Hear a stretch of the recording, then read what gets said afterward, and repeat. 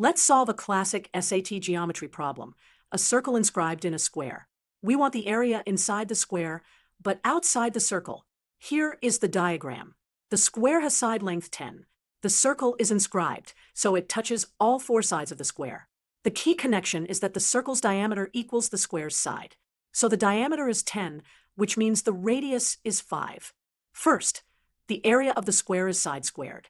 That's 10 squared, which is 100 square centimeters. Next, the area of the circle is pi, r squared.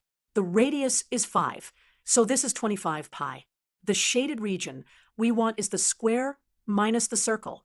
Visually, that is the four corner regions outside the circle. So the area we want is 100 minus 25 pi.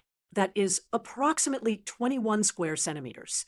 Summary: radius is 5, square area is 100, circle area is 25 pi, and the shaded area is about 21 square centimeters.